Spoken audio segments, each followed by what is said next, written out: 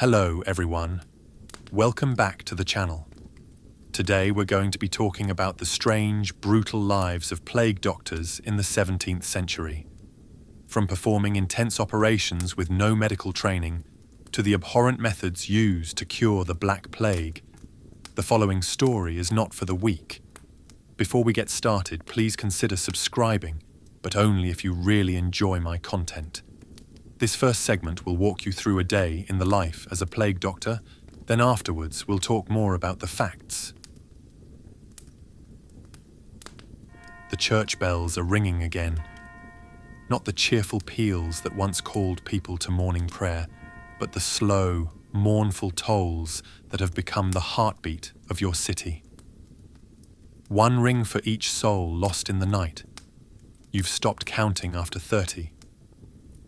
The sound penetrates your dreams, pulling you from restless slumber into the grey reality of another day.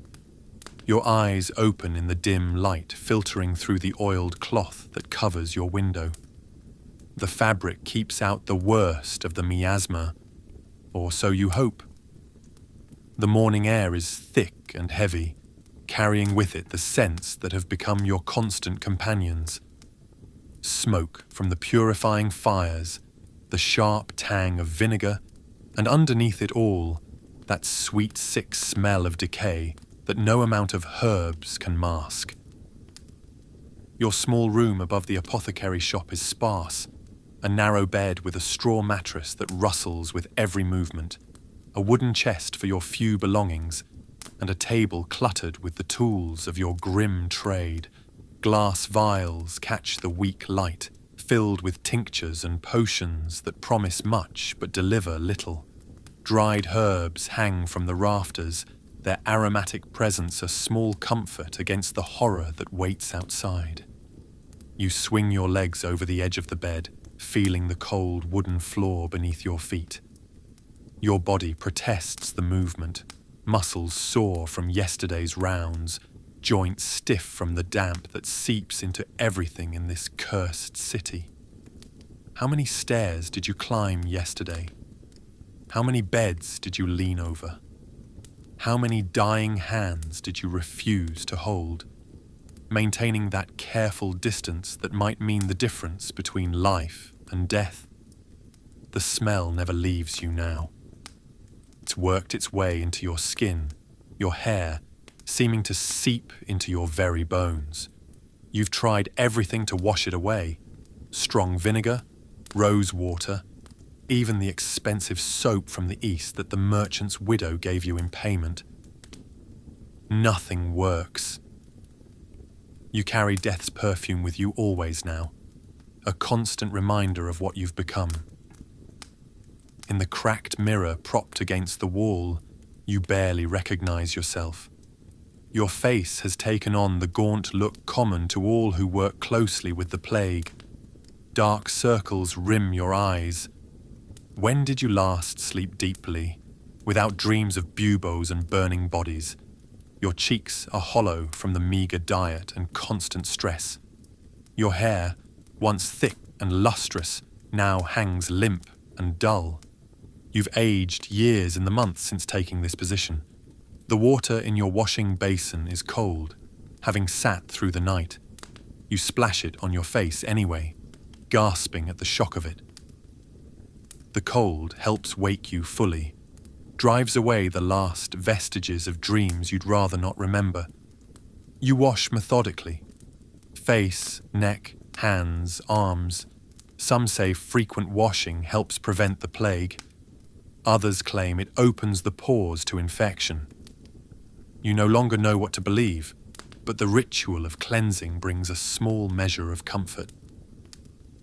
You dress slowly in your everyday clothes, simple wool breeches and a linen shirt.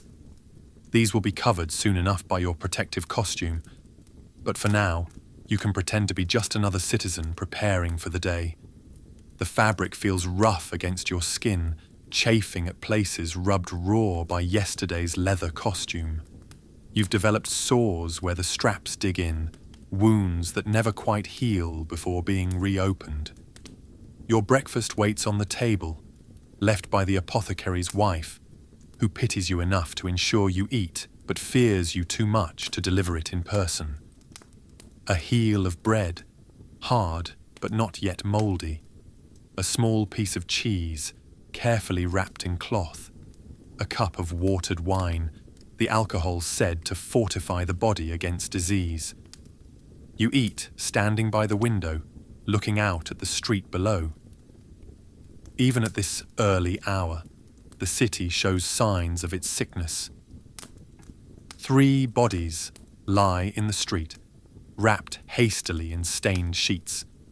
A family must have put them out in the night, unable to afford proper burial or simply too afraid to keep the corpses inside any longer.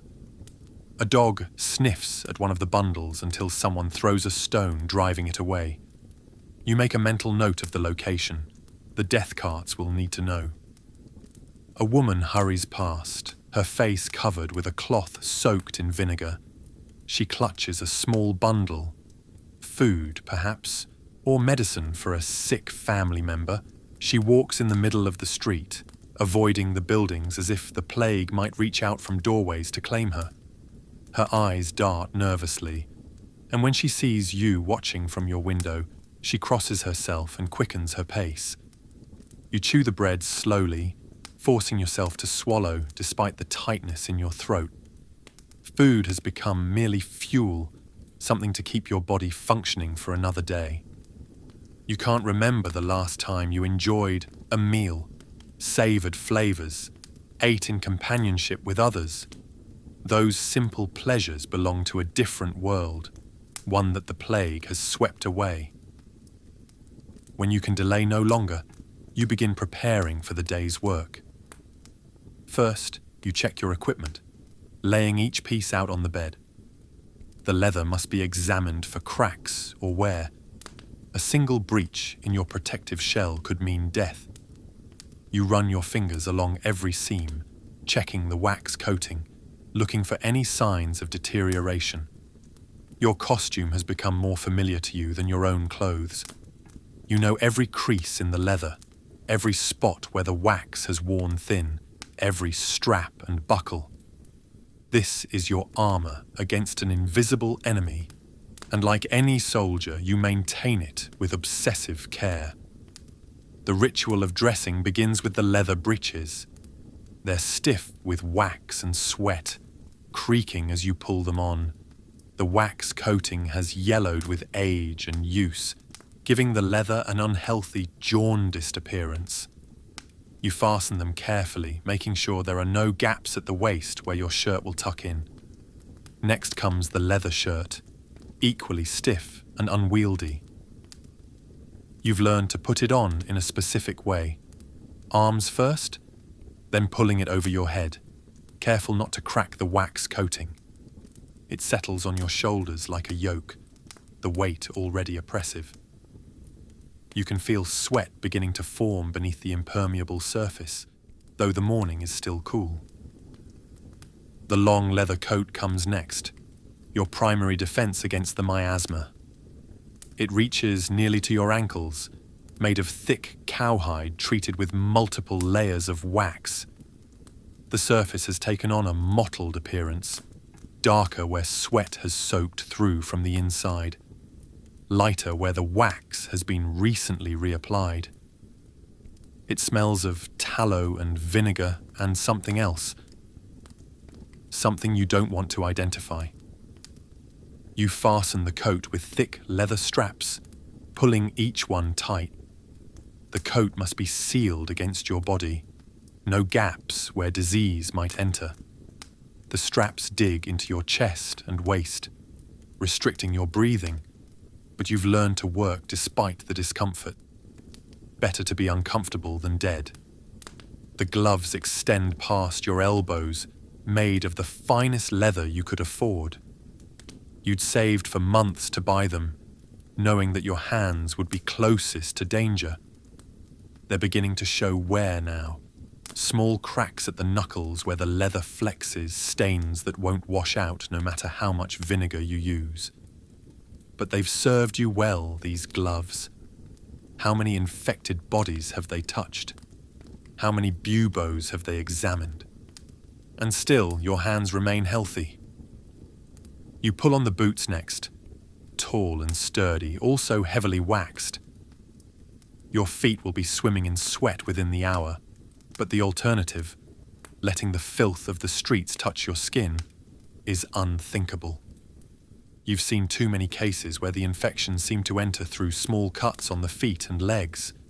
You tuck your leather breeches into the boots and wrap leather strips around the tops, sealing any possible entry point. Now comes the most important part. The mask that will transform you from a man into Dr. Beak, the figure that haunts children's nightmares and adults' desperate hopes. You lift it carefully from its stand, running your fingers along the leather, checking for any damage. The beak extends nearly 6 inches from the face, curved like that of some monstrous bird. The glass eyes stare blankly, reflecting your movements. You open the beak and begin preparing your aromatic protection.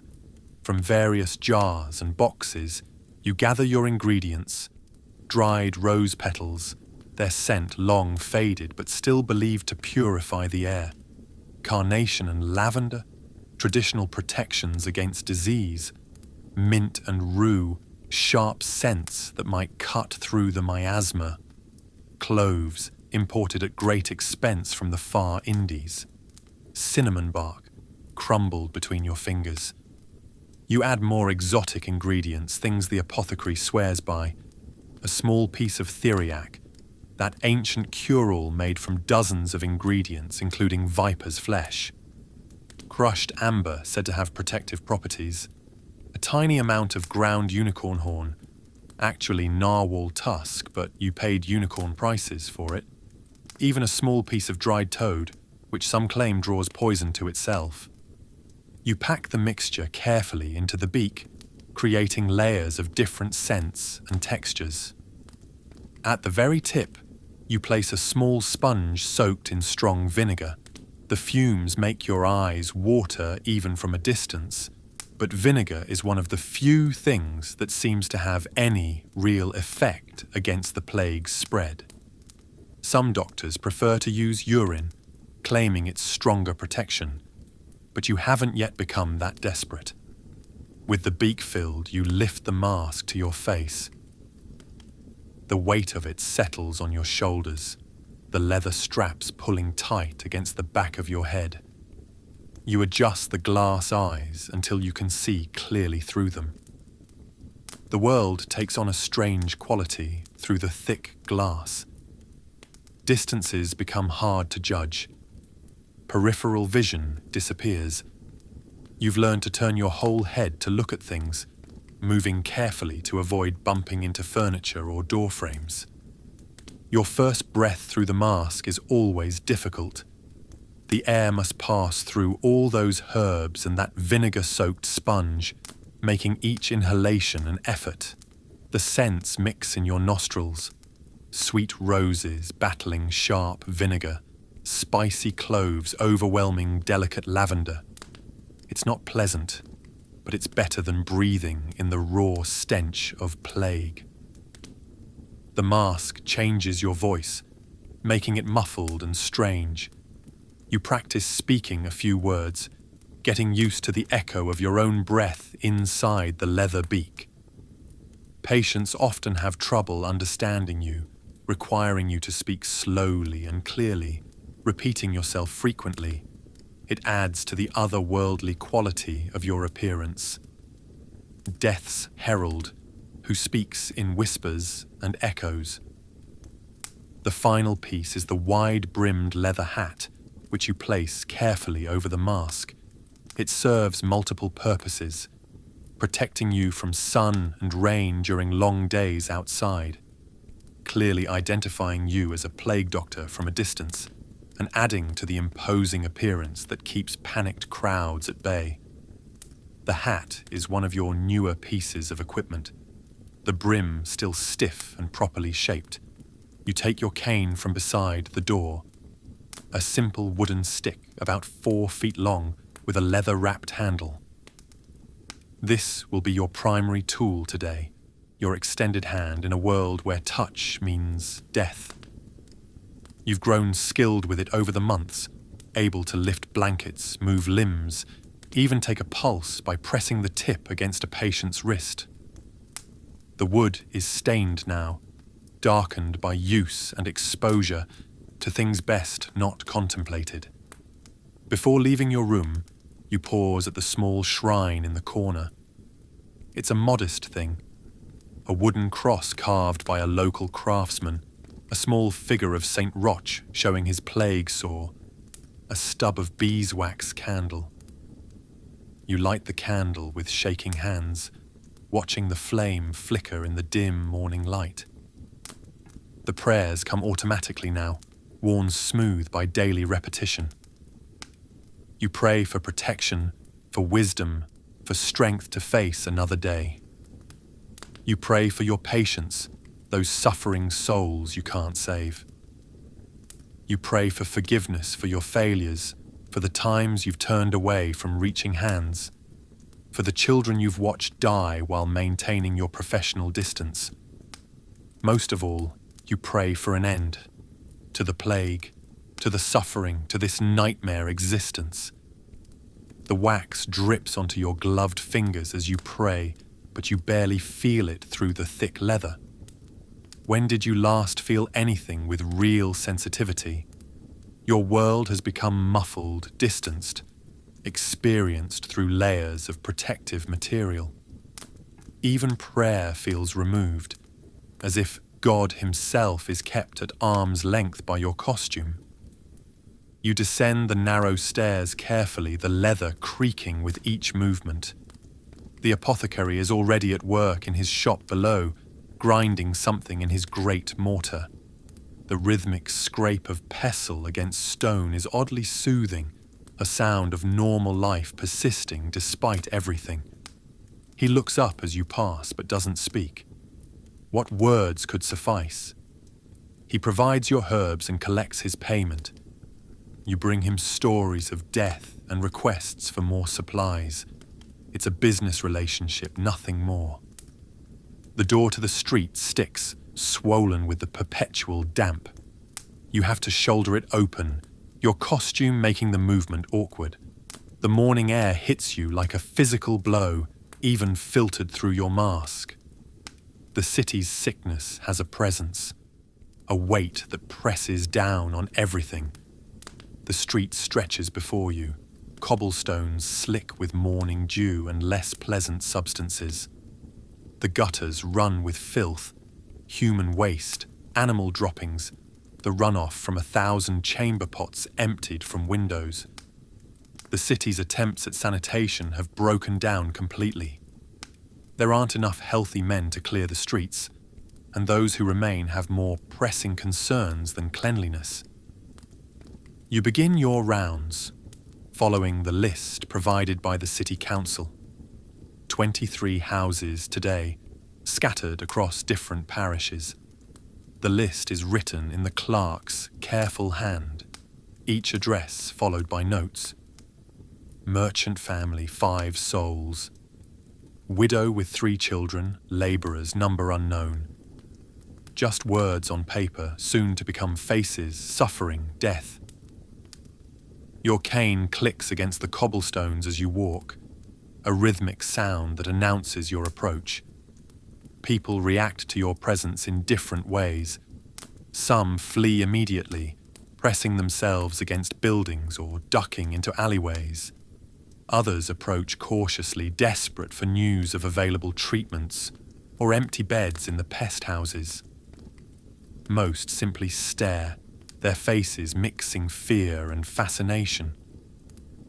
A group of children playing in the streets scatter at your approach, all except one small boy who stands frozen, staring at your beaked face with wide eyes. His mother rushes out, scooping him up and carrying him inside, but not before shooting you a look of pure terror. You want to tell her you mean no harm, that you're trying to help, but what would be the point? To them, you are death-walking. The first house on your list is near the old market square. The area was once prosperous, filled with merchants and craftsmen.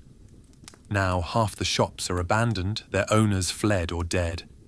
Windows are boarded up, doors marked with red crosses. The few businesses still operating have signs proclaiming plague water sold here or sovereign remedies against infection. You approach the marked door and rap with your cane. The sound echoes in the quiet street. You wait, counting slowly to 10, then knock again. Sometimes the inhabitants are too weak to answer quickly, or too afraid to open the door even to a doctor. Finally, the door creaks open. A man peers out, his face gaunt with exhaustion and fear. He's perhaps 40 years old, though the plague ages everyone prematurely. His clothes were once fine, a merchant or successful craftsman, but now they hang loose on his shrinking frame. "Doctor," he says, his voice hoarse. "Thank God. It's my wife and eldest son. They've been taken with the sickness." You nod, the gesture feeling heavy and unnatural in your mask. He leads you through the house, which still shows signs of former prosperity. Good furniture, now dusty and neglected. Paintings on the walls, their subjects seeming to mock the current misery with their frozen smiles. The air is thick with the smell of sickness and failed remedies. Burned herbs, vinegar, the distinctive scent of plague water. The sick room is at the back of the house, following the common belief that isolation might prevent spread to other family members. You can smell it before you enter, that particular combination of fever, sweat, putrefaction, and the beginning of death. Your herbs offer some protection, but the scent still penetrates, coating the back of your throat. The wife lies on a good bed, proof of the family's former status. She's deep in fever, tossing restlessly, muttering words you can't understand. The buboes in her neck are clearly visible, swollen to the size of small apples, the skin stretched tight and purple-black. Some have already burst, leaking a foul mixture of pus and blood onto the expensive pillows. The son is on a pallet nearby, perhaps 16 years old. He's in the earlier stages, the fever clearly established, but the buboes just beginning to form. There might be hope for him if God wills it and his constitution is strong. But you've learned not to offer false comfort. You approach the wife first, using your cane to lift the blanket and examine her body. More buboes in her armpits and groin, all in advanced stages. The characteristic tokens, dark spots where blood vessels have burst beneath the skin, cover her arms and chest. Her breathing is laboured, each inhalation a struggle. She has perhaps hours, a day at most. "How long has she been ill?" you ask, your voice muffled by the mask. 4 days, the man replies. "It started with the fever, then the swellings came. I've tried everything. We've prayed, I've applied poultices as the other doctor instructed. We've burned juniper and rosemary." His voice trails off. You've heard this litany countless times. The desperate attempts, the growing realization that nothing helps, the final acceptance of approaching death. You examine the son next, noting the size and location of his emerging buboes, the degree of fever, the clarity of his eyes. He watches you with a mixture of fear and hope that breaks your heart. "The buboes must be lanced," you say, though you know it's likely futile for the wife. To release the poison and allow the body to heal. The man nods eagerly, grasping at any possibility. You open your leather satchel and remove your tools, a sharp lancet, clean cloths, a pot of ointment made from egg yolk, turpentine, and oil of roses. You also have a small vial of poppy syrup, carefully hoarded for the worst of the pain. You begin with the wife, though you suspect she's beyond feeling much. The lancet pierces the first bubo, and a stream of corruption erupts. The smell is beyond description, sweet rot mixed with something metallic and wrong. Even through your mask, it makes your stomach clench. You work methodically, draining each swelling, trying not to think about the woman this once was. The husband holds her hand throughout, whispering prayers and endearments. Remember our wedding day, Mary? The cherry blossoms were in bloom. You wore your mother's dress. So beautiful. His words are a counterpoint to the horrible work. Humanity persisting in the face of inhuman suffering. When you've finished with the wife, you turn to the son. He tries to be brave as you approach with the lancet, but tears leak from his eyes. Will it hurt? He asks, his voice very young. Yes, you tell him honestly, but it may help. Be strong. You give him a small dose of the poppy syrup first, watching as his eyes grow slightly glazed. Then you work quickly, lancing the smaller buboes before they can grow to the monstrous size of his mother's. He screams despite the poppy, the sound muffled as his father presses a leather strap between his teeth. But he survives the procedure, which is more than many do. You apply the ointment and wrap the wounds with clean cloth, knowing they'll be soiled within hours. You prescribe the usual remedies, Venice treacle if they can afford it, otherwise a mixture of vinegar and crushed garlic. Aromatic woods to be burned constantly. The boy should be kept warm but not too hot, given small beer to drink, and fed only simple broths. For your wife, you say carefully, keep her comfortable. The poppy syrup will help with the pain, and you might want to call a priest. The man's face crumbles, though he must have known. There's no hope. You look at the dying woman, then back at him. There's always hope, you lie. But prepare yourself. As you pack your tools, the man presses coins into your hand, silver more than the city pays for such visits. For your care, he says, and will you return tomorrow to check on my son? You nod, pocketing the coins. They're heavy with guilt, payment for services that likely won't matter. But you'll return tomorrow and the next day until there's no one left to visit. You leave the house, marking your ledger with careful notes. 2 infected, 1 likely to die within the day, 1 with a small chance of recovery. Such cold statistics for such enormous human tragedy. The sun has climbed higher, and the streets are busier now. The death carts have begun their rounds in earnest, the collectors calling their grim advertisement, "Bring out your dead! Bring out your dead!" The cry echoes off buildings, a sound that will haunt your dreams for whatever years remain to you. You watch as bodies are loaded onto a cart, handled with no more ceremony than sacks of grain. Some are wrapped in winding sheets, the families having maintained that much dignity. Others are simply clothed in what they died in, their faces exposed to the morning sun. A woman runs after one cart, weeping and calling a name. The collectors ignore her. They have schedules to keep, pits to fill. Your next visit takes you to a poorer section of the city, where the plague has struck with particular viciousness. Here the houses crowd together, sometimes 3 or 4 families to a building. The streets are narrower, the gutters more clogged with filth. The smell is overwhelming even through your mask.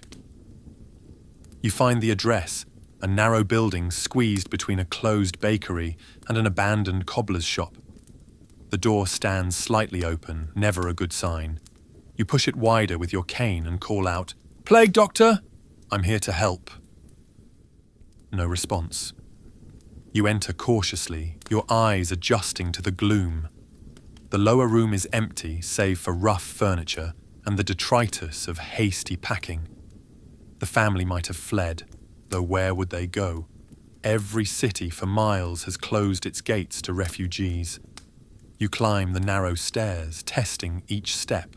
The wood is rotten in places, and your heavy costume makes navigation treacherous.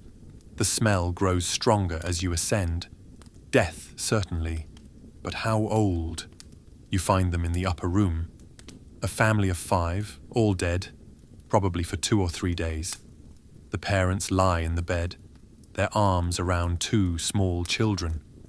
An older child, perhaps 12, sits propped in the corner, as if he'd tried to reach the door before the end. The buboes have burst post-mortem, leaving dark stains on the bedding and floor. You should examine them, confirm the cause of death for your records. But what's the point? You mark the house for the collectors and retreat, trying not to think about their final hours. Did they call for help? Did anyone hear? Or did they die alone, abandoned by a city too sick to care for all its dying? The next several houses blur together in a parade of misery. A young mother, nursing a baby who will surely follow her to the grave within days. An old man who seems almost grateful for death's approach, tired of watching everyone he loves die before him. A house where the healthy son has locked his infected father in a room, sliding food under the door, begging you to save him from a distance. By midday, your costume has become a furnace. Sweat runs in rivers down your back, pools in your boots, makes your gloves slippery inside. The leather chafes at every point of contact, raising blisters that will torture you tonight. But you can't remove any part of it, can't seek relief. The costume is your life, uncomfortable as it may be. You rest briefly in a small square sitting on the edge of a fountain that no longer flows. The city's water system, like everything else, has broken down. Wells are contaminated, pipes broken. The elaborate system of fountains and public baths that once made city life pleasant, now dry and useless. A woman approaches you cautiously, keeping her distance but clearly desperate. She's well dressed but haggard, her hair escaping from beneath a cap that hasn't been adjusted in days. "Doctor," she says, "please." "My daughter. She's only 7. The fever started this morning.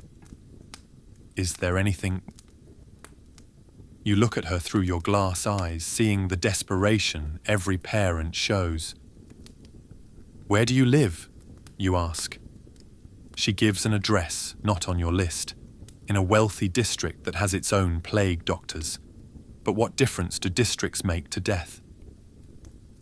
"I'll come when I've finished my assigned rounds," you tell her.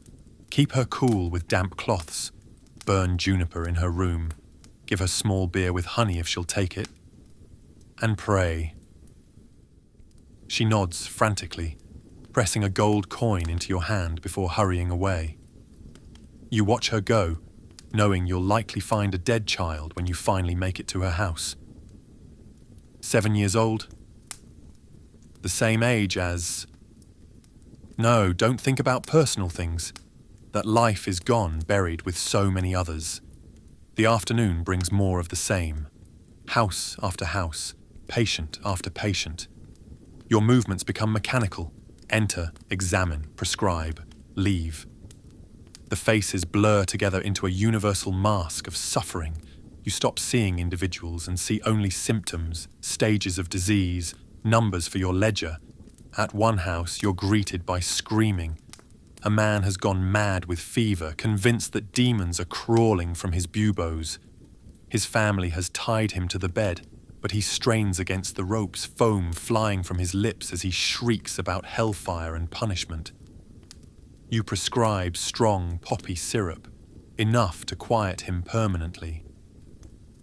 Sometimes mercy comes in a small glass vial. At another, you find a makeshift hospital run by a group of religious women who refuse to flee. They've gathered a dozen sick people, tending them with no protection save their faith. You try to advise them on safety measures, but they smile serenely and speak of God's will. You'll be collecting their bodies within the week, but you admire their courage even as you deplore their foolishness. The sun begins its descent, painting the sky red as blood. Your list is nearly complete, but exhaustion weighs on you like lead. Your feet drag with each step, your cane more support than tool now. Just a few more houses, then you can return to your room, remove this cursed costume, pretend to be human again for a few hours. But first, the promise to the desperate mother. You make your way to the wealthy district, where the houses stand apart from each other, where private gardens still bloom despite the death all around. The address she gave is a fine house, 3 stories of good stone with real glass windows. A servant answers your knock, his face covered with a vinegar-soaked cloth. He leads you quickly to an upper room, clearly wanting you in and out as fast as possible. The child lies in a bed that would sleep 4 common children, surrounded by the best medicine money can buy. She's so small, this little girl with golden curls and fever-bright eyes. The buboes are just beginning, small swellings that might be mistaken for normal childhood lumps if you didn't know better. Her mother hovers nearby, wringing her hands. "Can you save her?" she asks without preamble. You examine the child carefully. The fever is high but not yet critical. The buboes are small, not yet the purple-black of advanced disease. There's a chance, perhaps better than most. "I'll do what I can," you say. And for once, you mean it. You work with extra care, making smaller incisions, using cleaner cloths, applying the best ointment you have. The child whimpers but doesn't scream, brave beyond her years. You prescribe the most expensive treatments, true Venice treacle, powdered pearls, even a small amount of liquid gold. Whether they work or not, they'll give the mother hope. "I'll return tomorrow," you promise. And the woman clutches your gloved hands despite the danger, tears streaming down her face. "Thank you," she whispers. "Thank you for trying." The walk back to your lodgings is a blur of exhaustion. Night has fallen properly now, and the city transforms. The bonfires burn at every major intersection, fed with tar and sulfur and God knows what else. The smoke makes your eyes water even through the glass lenses, adds another layer of discomfort to your already miserable state. The taverns are full despite the official curfew. You hear laughter, high and hysterical, the sound of people drinking themselves to oblivion. Better to die drunk than sober, perhaps. A fight spills onto the street ahead of you, men grappling in the mud, their curses mixing with sobs. You walk past without intervening. Let the watch handle it, if there are any watchmen left. You pass a religious procession, flagellants whipping themselves bloody as they chant for God's mercy. The crack of their whips echoes off buildings, rhythmic and horrible. Blood spatters the cobblestones in their wake, and you wonder if they're helping or simply adding to the city's suffering. But who are you to judge? Your own methods are hardly more effective. Near your lodgings, you encounter something that stops you cold. A small figure huddled in a doorway, so still you almost miss it. A child, perhaps 5 or 6, alone and clearly sick. The telltale roses of plague spot his visible skin. You should walk past. The child is not on your list, not your responsibility. You've already worked beyond exhaustion, exposed yourself to danger countless times today. But something in the way he lies there, so small and abandoned, makes you stop. You kneel beside him, your leather creaking.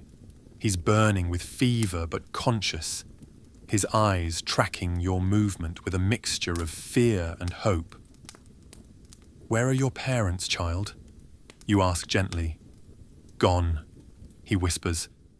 "Everyone's gone." You look around the empty street. No one will claim this child. He'll die here alone, or be thrown on a death cart while still breathing. You make a decision that goes against every rule of your profession. Carefully using your cane and gloved hands, you help the child to his feet. He can barely walk, so you support him, letting him lean against your leather-clad form. It's dangerous, foolish, but you can't leave him to die alone in the street. You bring him to the monastery that serves as a plague hospital. The monks who answer the door look surprised to see you carrying a patient, but they take the child without question. You leave a few of your hoarded coins to ensure he receives care, though you know it's likely futile. "What's your name, child?" you ask before leaving. "Thomas," he whispers. "Will I see my mama again?" "Perhaps." You lie gently. "Be brave, Thomas. The brothers will take care of you." You leave quickly, before sentiment can completely override sense, but the weight of that small body against yours stays with you as you complete the journey home. Finally, blessedly, you reach your room. The climb up the stairs is agony, each step a mountain. Inside, you begin the careful process of removing your costume, each piece removed according to ritual to minimize contamination risk. The mask comes off first, and the cool air on your face is shocking. You breathe deeply for the first time in hours, though the air in your room carries its own burden of smells. Your face is marked where the leather pressed, deep grooves that will fade by morning only to be renewed again. The gloves peel off like a second skin, revealing hands wrinkled and white like something drowned. The coat comes off in sections, each strap a small torture as blood flows back to compressed areas. Underneath, your clothes are soaked completely through with sweat, clinging to your body like grave shrouds. You strip naked and wash with vinegar and cold water, scrubbing until your skin is raw and red. The water turns dark with the day's accumulation of dirt, sweat, and substances you don't want to identify. You dry yourself with a rough cloth that scratches your sensitive skin, then dress in clean nightclothes that feel impossibly soft after the day's leather prison. Your supper waits. Bread, cheese, a bit of dried meat, an apple. You eat mechanically, barely tasting, your throat too sore from breathing through the mask to enjoy even simple foods. The wine helps a little, warming your belly and dulling the edge of exhaustion. By candlelight, you update your ledger. 37 visited today, including those not on your list. 15 confirmed dead. 19 in various stages of infection. 3 might survive: the merchant's son, the little rich girl, maybe even young Thomas if God shows mercy. The numbers dance before your tired eyes. You prepare for bed, but sleep seems impossible. Every time you close your eyes, you see them, all the faces of the day, blurring together into a universal image of suffering: the woman who sang to her dying husband, the child who asked about angels, the madman who saw demons, the religious sisters with their serene smiles, little Thomas, alone in a doorway.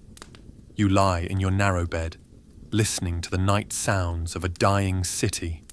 The bells toll endlessly. Have they ever stopped? Carts rumble over cobblestones. Someone screams in the distance. A baby cries, thin and desperate. Somewhere, perhaps, lovers meet in defiance of death, stealing what joy they can from a world gone mad. Tomorrow you'll rise and do it all again, and the next day, and the next, until the plague burns itself out, or claims you, or drives you mad like so many others. You are Dr. Beak, walker among the dying, witness to the apocalypse. It's not a life anyone would choose, but it's the life you have. Your last thought before exhausted sleep finally claims you is not a prayer, but a question. How did it come to this? How did a world of such beauty and promise become this charnel house? And will anyone survive to rebuild when the dying finally stops? But there are no answers in the darkness, only the endless tolling of bells and the certainty that tomorrow will bring more of the same. You close your eyes and let unconsciousness take you, grateful for a few hours of oblivion before the nightmare begins again. In your dreams, you're flying over the city, a great black bird surveying the devastation below. But in the dream, you're not bringing death. You're searching for life, for hope, for some sign that humanity will endure.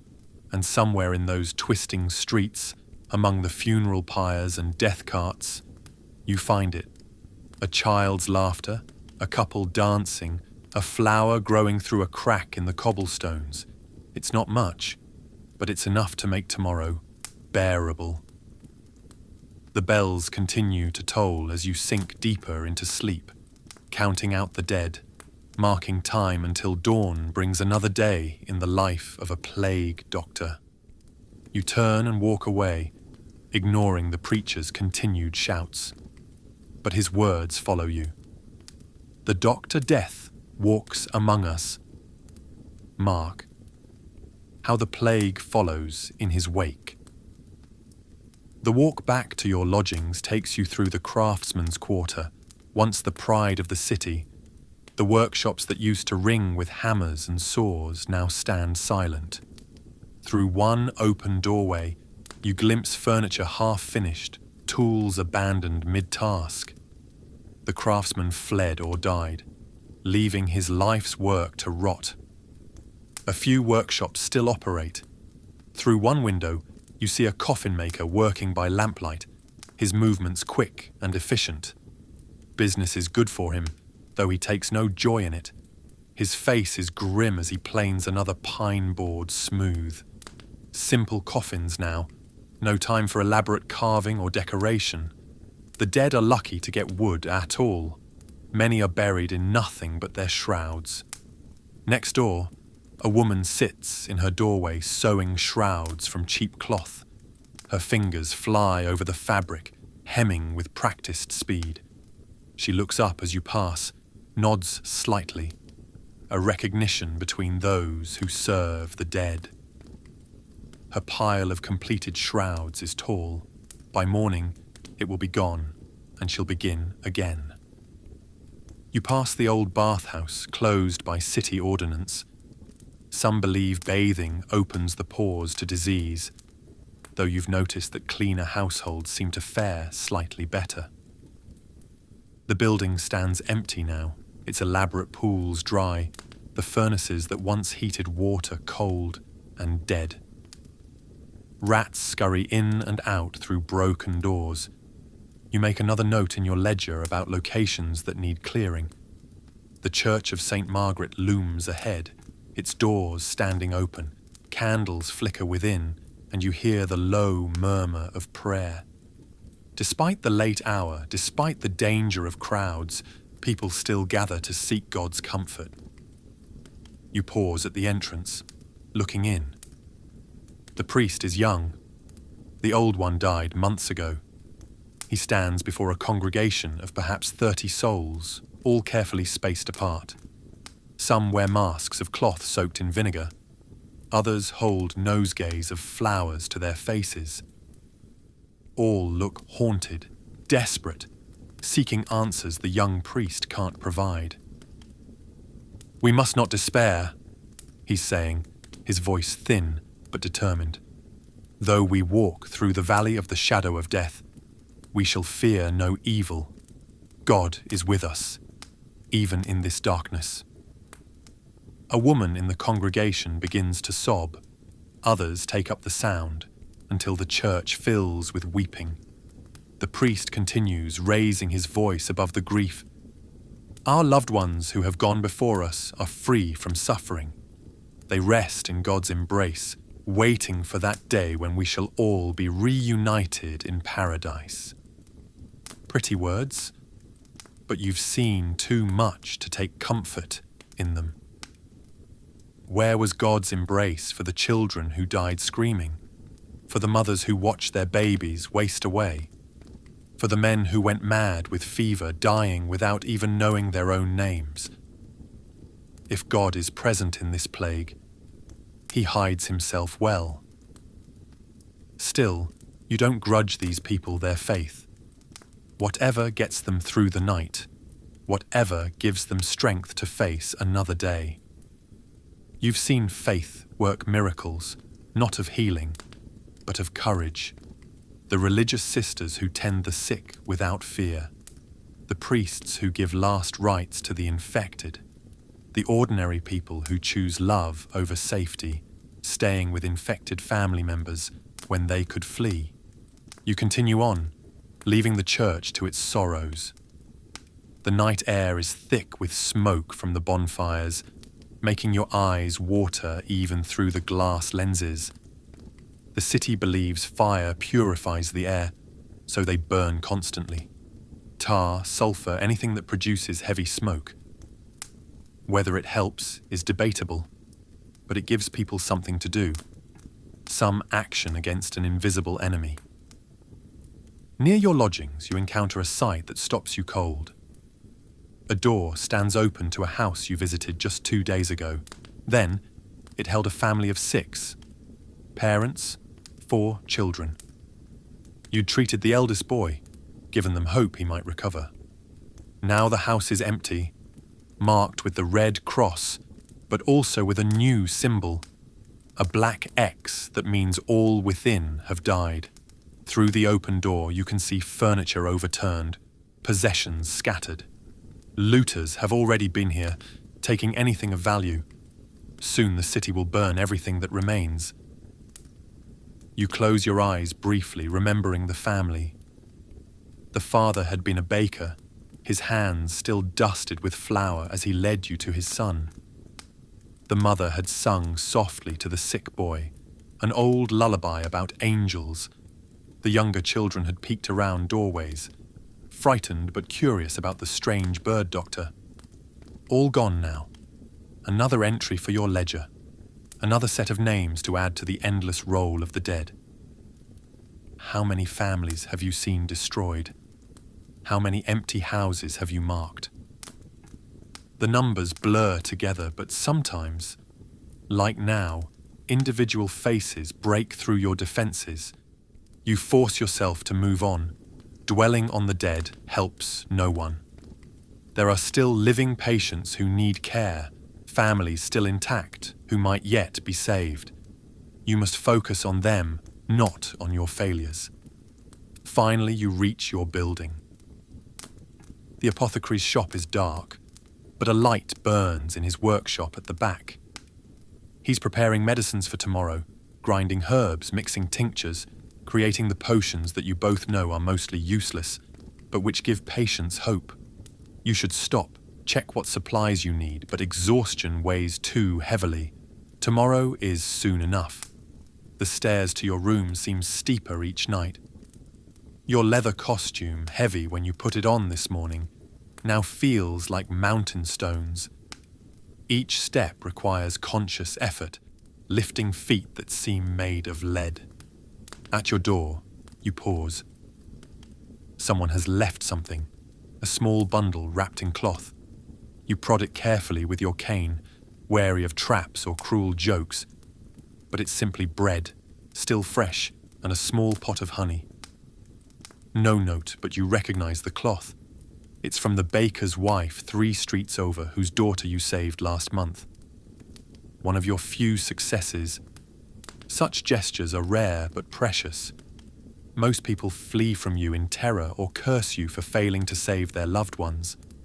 But occasionally someone remembers, that inside the leather costume is a human being who needs food, who deserves gratitude. You'll eat well tonight, thanks to her kindness. Inside your room, you begin the careful ritual of removing your costume. Each piece must be handled properly to avoid contamination. You've developed a system over the months, a precise order that minimizes risk. First, you wash your gloved hands in the basin of vinegar near the door. The liquid is dark from daily use, but vinegar is expensive and hard to obtain. You'll use this batch until it's nearly black before replacing it. Then you remove your hat, hanging it on its designated peg. The mask comes next, lifted carefully to avoid touching the outside surface. The herbs inside have wilted from the day's heat and moisture, their protective power, such as it was, exhausted. You'll need to prepare a fresh mixture tonight for tomorrow's rounds. The mask goes on its stand, the glass eyes staring blindly at nothing. Your gloves peel off like old skin, revealing hands pale and wrinkled from sweat. The coat unfastens slowly, each buckle and strap a small agony as circulation returns to compressed areas. Beneath, your linen shirt is soaked through, clinging to your body. Everything will need washing tonight, though you're almost too tired to care. The rest of your costume comes off piece by piece. Boots that pour sweat when removed, leather breeches that leave red marks where they've chafed, the various smaller pieces that complete your protective shell. Each item is placed carefully in its designated spot, ready for cleaning and inspection. Naked, you wash yourself with vinegar and cold water. The shock of it helps revive you slightly, though every muscle protests. You scrub hard, as if you could wash away more than just sweat and dirt. The water turns dark, and you try not to think about what might be in it besides ordinary grime. Clean and dressed in simple night clothes, you finally feel human again. The transformation from Dr. Death back to ordinary man is complete, though you know it's temporary. In the morning, you'll don the leather again, become the beaked spectre that haunts the city's nightmares. You eat the gifted bread and honey slowly, savouring flavours you'd almost forgotten existed. When did food last taste this good? The honey is especially precious. Bees are abandoning their hives as their keepers die, and sweet things have become rare. You make the meal last, each bite a small celebration of survival. By candlelight, you update your ledger. The numbers are worse than yesterday. 43 examined, 21 confirmed dead, 19 in various stages of infection, 3 with slim chances of recovery. You add notes about the empty houses, the rat infestations, the spreading despair. These records will be valuable someday when scholars try to understand how the plague spread and why so many died. For now, they're simply your attempt to impose order on chaos. You prepare tomorrow's herbal mixture, grinding dried roses and lavender, mixing in cloves and cinnamon. The familiar actions are soothing, almost meditative. Your hands know this work so well they could do it sleeping. Perhaps that's what you've become, a sleepwalker going through motions, pretending they have meaning. From somewhere outside comes the sound of singing, not the hysterical chanting of flagellants or the desperate hymns of the faithful, but simple human voices raised in an old drinking song. Through your window you see light spilling from a tavern that's ignored the curfew. Inside, people are choosing joy over fear, defiance over despair. Part of you, the responsible physician, knows you should report them. Crowds spread disease. Alcohol weakens the body's defenses, but a larger part envies them their moment of happiness. Let them sing and drink and forget. Tomorrow will bring fresh horrors soon enough. You lie in your narrow bed, but sleep eludes you. Your mind replays the day's visits, analysing what you might have done differently. Should you have bled the merchant's wife more aggressively? Prescribed stronger medicines for the mad preacher? Spent more time with the dying child?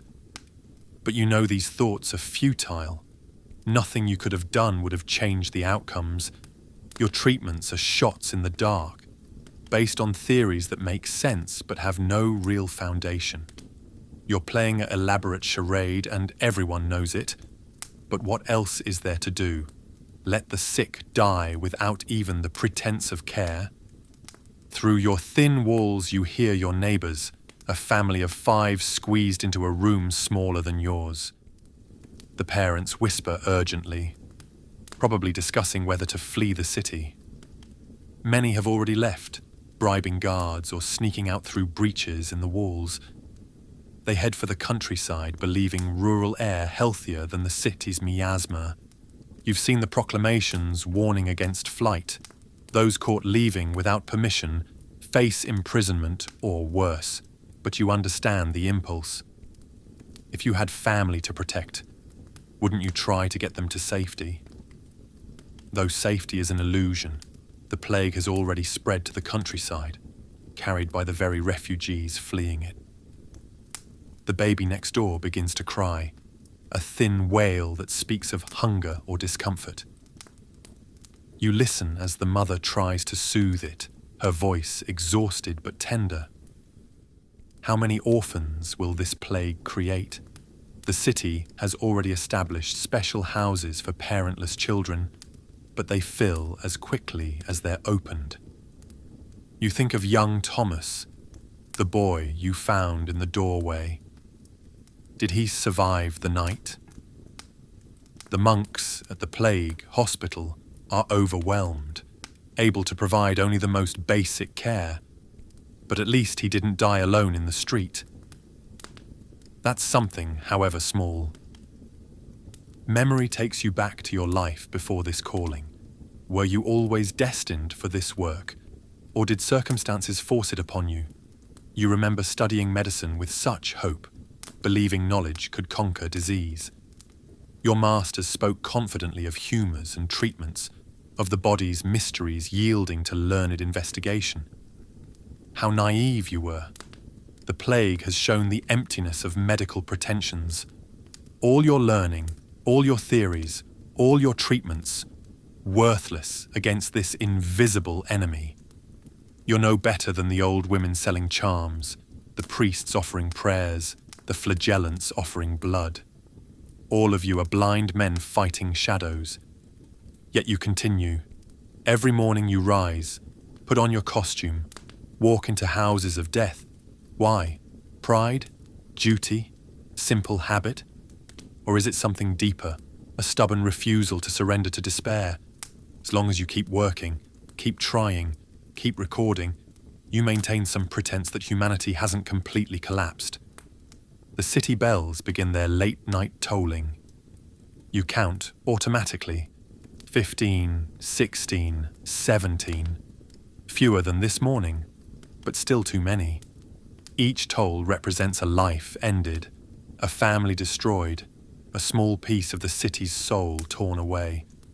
When will the bells finally fall silent? You drift in and out of shallow sleep, never quite escaping consciousness. In your half-dreams you walk endless streets lined with plague houses. Every door opens to reveal new horrors. Bodies stacked like cordwood, children calling for dead parents, madmen laughing at their own decay. You try to help, but your hands pass through the patients like mist. You're a ghost haunting a city of ghosts. A crash from the street jolts you fully awake. Through your window, you see a death cart has overturned, spilling its grim cargo across the cobblestones. The collectors struggle to right it, to gather the bodies before dawn brings witnesses. One corpse has rolled into the gutter face up in the moonlight. Even from here, you can see the characteristic blackening of plague death. You should help, You should go down and assist in maintaining some dignity for the dead. But exhaustion pins you to your bed. Let others handle this particular horror. You've done enough for one day. As you watch the collectors work, you notice something that makes your blood run cold. One of the bodies moves. An arm lifts weakly, falls back. The person is still alive, mistaken for dead in the chaos and overwhelming numbers.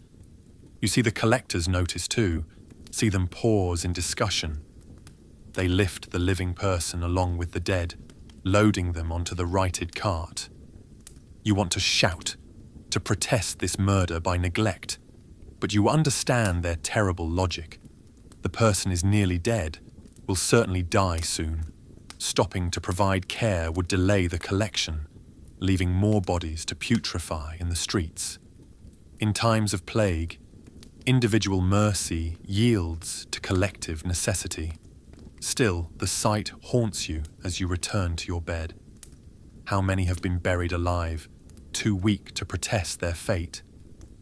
How many last moments of consciousness have been spent in the suffocating darkness of the death pit? It's another horror to add to your collection, another image that will visit your dreams. The night wears on, marked by distant sounds of suffering. Somewhere a woman keens for the dead. A dog howls, perhaps mourning a master who no longer comes home. The death carts rumble their rounds, collectors calling their grim summons. The city never truly sleeps now. Death works all hours. You think about tomorrow's rounds, the houses you must visit, the false hope you must offer. The merchant's son, will he have survived the night?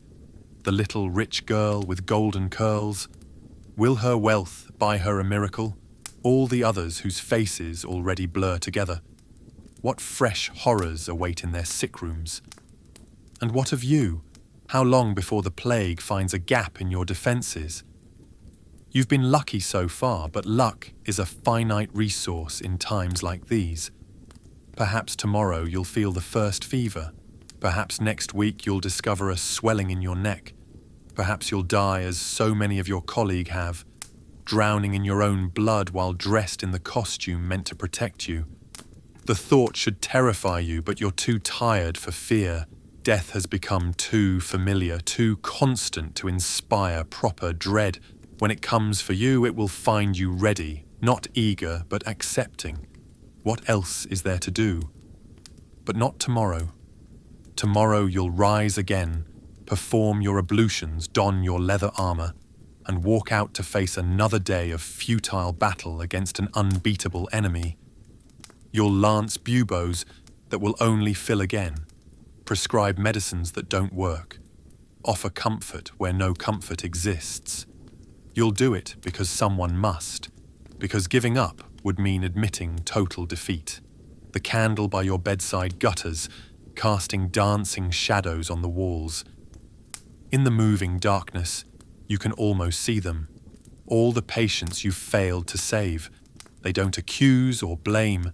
They simply watch, waiting for you to join their ranks. Not yet, you tell them silently. Not yet. Finally, exhaustion overwhelms even your racing thoughts. Tomorrow will come whether you sleep or not. Your body demands rest, even if your mind resists.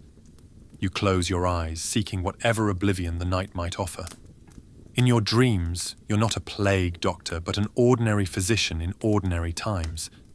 You treat simple ailments, broken bones that heal, fevers that break, wounds that close.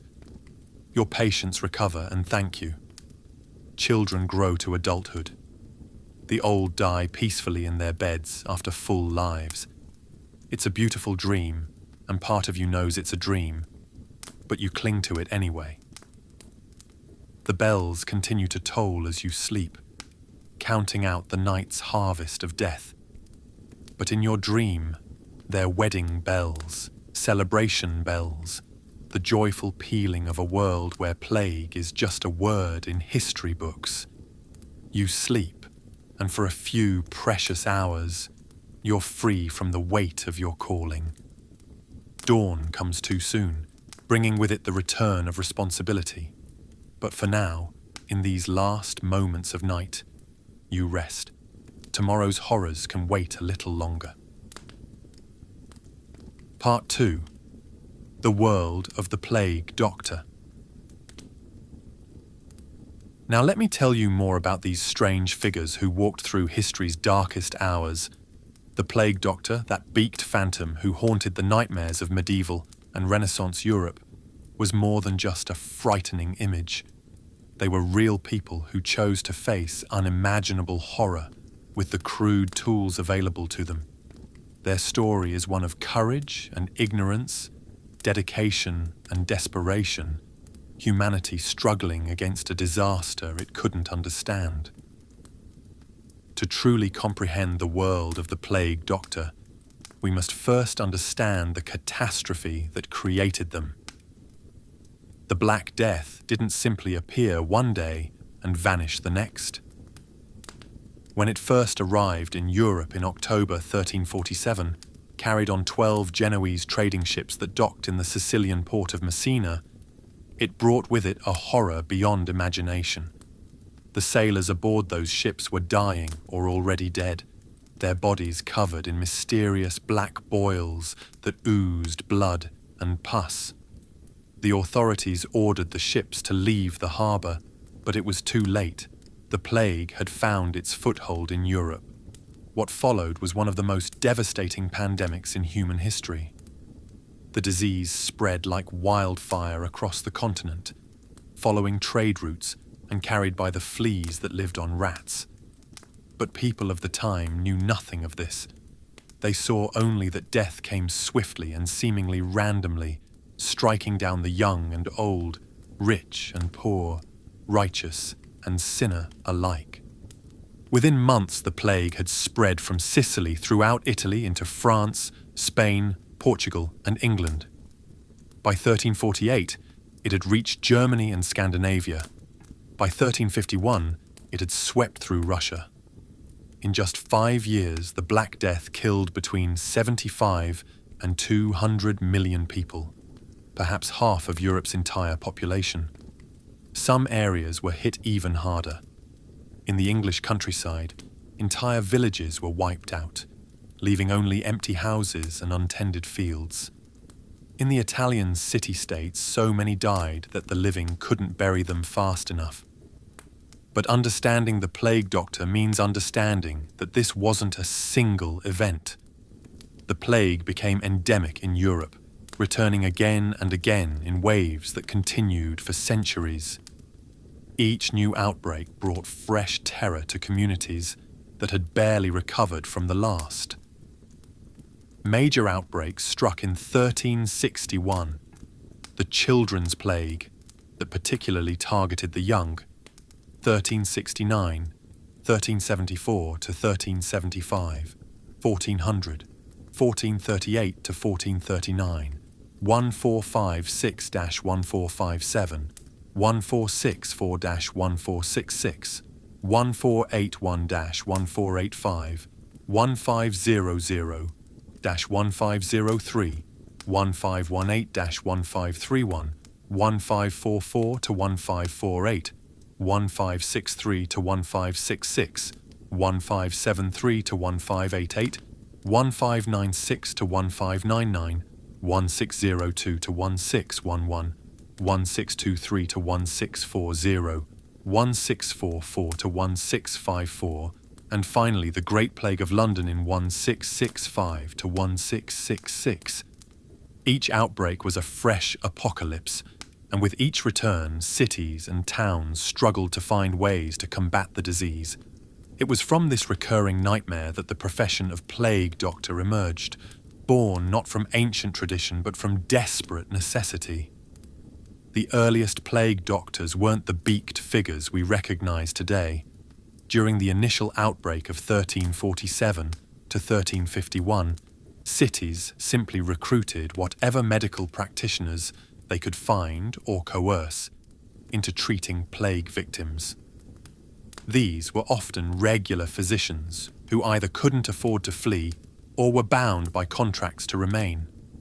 Many died quickly, leaving cities even more desperate for medical help. Venice was among the first cities to establish the formal position of plague doctor. In 1348, as the Black Death ravaged the city, the Venetian government began hiring physicians specifically to treat plague victims. These early plague doctors didn't wear special costumes. They simply wore their regular physician's robes, perhaps with a cloth over their faces. The mortality rate among these brave or foolish souls was extraordinarily high. Florence followed suit, as did other major Italian cities. The position offered good pay, often 2 to 4 times what a regular physician might earn. But for obvious reasons, there were few volunteers. Cities had to recruit from wherever they could find willing bodies. This led to a dramatic lowering of standards that would have been unthinkable before the plague. In normal times, a physician required years of university training. They studied the works of ancient authorities like Galen and Hippocrates, learned to read Latin and perhaps Greek, and underwent rigorous examinations before being allowed to practice. But the plague had killed so many trained physicians that cities couldn't be choosy. They began hiring anyone with even marginal medical knowledge, barber surgeons, apothecaries, even ambitious laymen who could read a medical text. This desperation led to some truly unqualified individuals becoming plague doctors. We have records of former fruit sellers, notaries, and even grave diggers being appointed to the position. In one documented case from 1348 Florence, a man named Francesco, who had previously worked as a dyer of cloth, convinced city authorities he had medical knowledge by reciting a few Latin phrases he'd memorized. He was dead within 2 weeks of taking the position, but such was the desperation that another equally unqualified candidate immediately took his place. The training these plague doctors received varied enormously. In the best cases, a new plague doctor might apprentice with an experienced one for several weeks, learning the basic procedures and protective measures. They would be taught how to recognize the different forms of plague: bubonic, with its characteristic swellings, pneumonic, which attacked the lungs, and septicemic, which poisoned the blood directly. They learned to lance buboes, prepare common remedies, and most importantly, how to protect themselves from infection. But many received no training at all. They were simply given a list of addresses, a few basic tools, and sent out to do their best. The results were predictably disastrous, both for the doctors and their patients. These untrained practitioners often did more harm than good, spreading infection through improper procedures or prescribing treatments that weakened already dying patients. The medical theory that guided plague doctors, whether trained or not, was based on a completely incorrect understanding of disease. The dominant medical philosophy of the time was humouralism, inherited from the ancient Greeks. This theory held that the human body contained 4 vital fluids, or humours: blood, phlegm, yellow bile, and black bile. Health depended on keeping these humours in balance. Disease occurred when the humours became imbalanced or corrupted. The plague was believed to corrupt these humours, particularly the blood, turning it black and poisonous. This theory wasn't entirely unreasonable given the symptoms they observed: the black buboes, the dark spots on the skin where blood vessels had burst, the black extremities as circulation failed. But it led to treatments that were at best useless and at worst actively harmful. Bloodletting was the most common treatment, based on the logic that removing corrupted blood would help restore humoral balance. Patients who were already weakened by disease would have veins opened or leeches applied. further draining their strength. Some doctors prescribed bloodletting to the point of unconsciousness, believing that bringing the patient near death might trick the disease into leaving. But humorism was only one theory among many.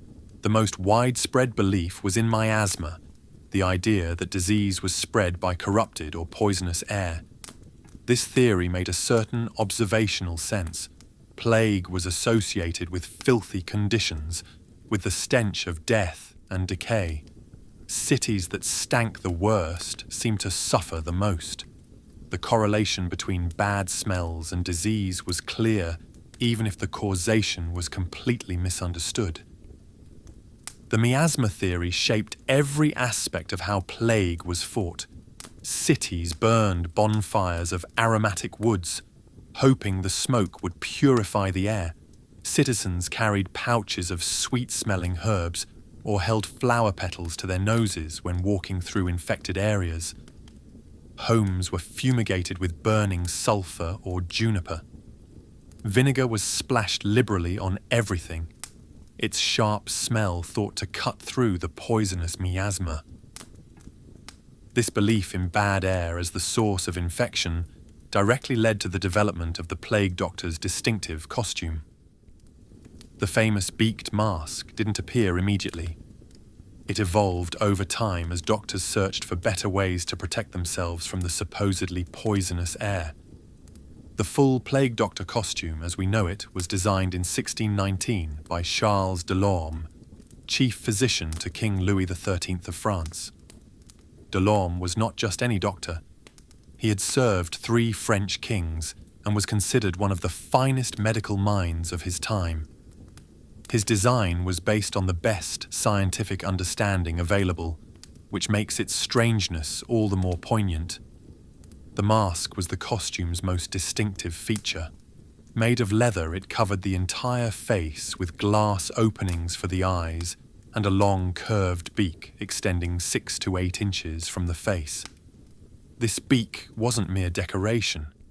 It served what was believed to be a vital medical purpose.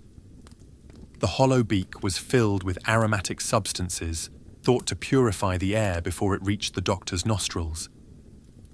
These might include dried roses, carnations, mint, camphor, myrrh, laudanum, cloves, and almost always a vinegar-soaked sponge at the very tip. The choice of herbs wasn't random. Each was believed to have specific protective properties. Roses and carnations provided sweet scents to overpower the miasma. Mint and camphor had sharp, penetrating odors thought to cut through corruption. Myrrh and frankincense were holy substances that might invoke divine protection.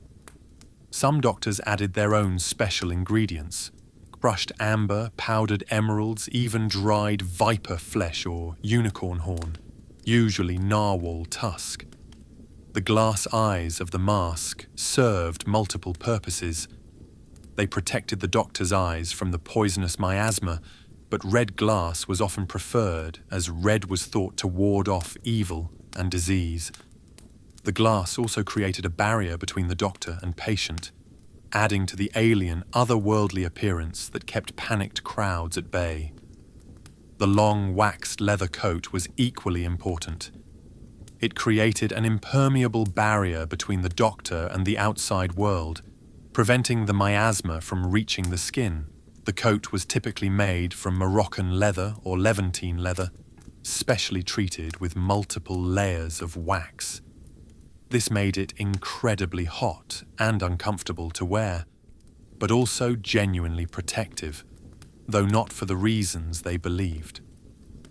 The waxed surface prevented fleas from gaining purchase, providing accidental protection against the true disease vector. Every part of the costume was designed for protection. Leather breeches were tucked into tall leather boots, all heavily waxed. Leather gloves extended past the elbows. A leather hood connected the mask to the coat, ensuring no skin was exposed. The complete outfit created a primitive hazmat suit, sealing the doctor away from the dangerous world they had to navigate. The wide-brimmed leather hat served both practical and symbolic purposes. It protected from sun and rain during long days of house calls, but more importantly, it clearly identified the wearer as a plague doctor from a distance. This immediate recognition was crucial. It warned people to keep their distance while also letting desperate families know that medical help, such as it was, had arrived. The final essential tool was the cane or rod, typically made of wood and measuring 4 to 5 feet in length. This served as the doctor's extended hand in a world where touch meant potential death.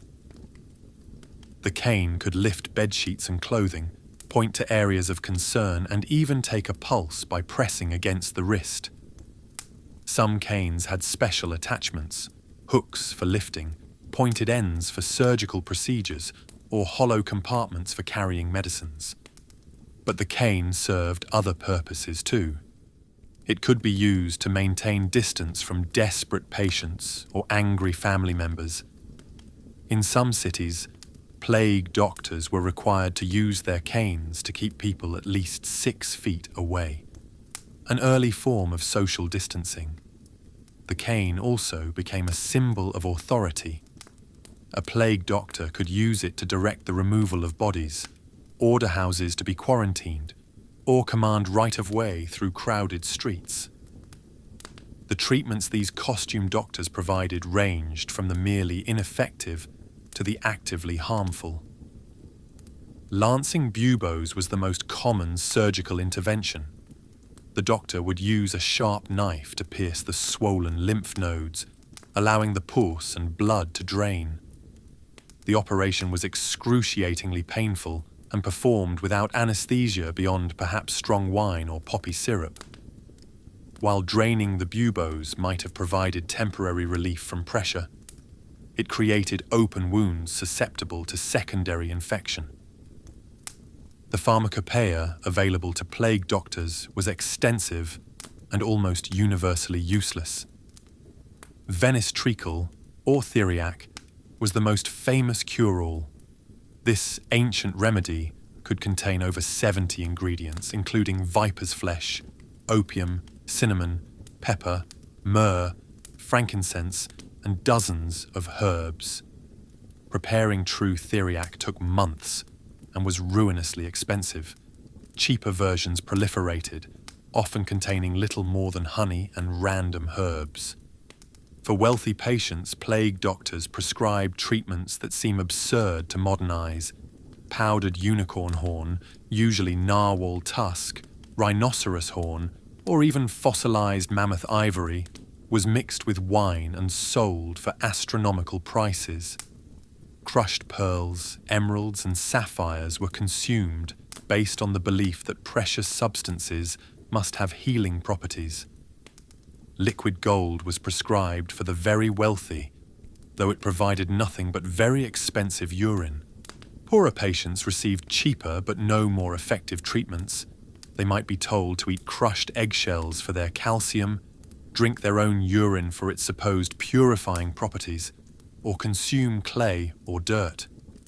One common prescription was to drink the pus from lanced buboes mixed with wine, a treatment that likely killed more patients than it saved through secondary infection.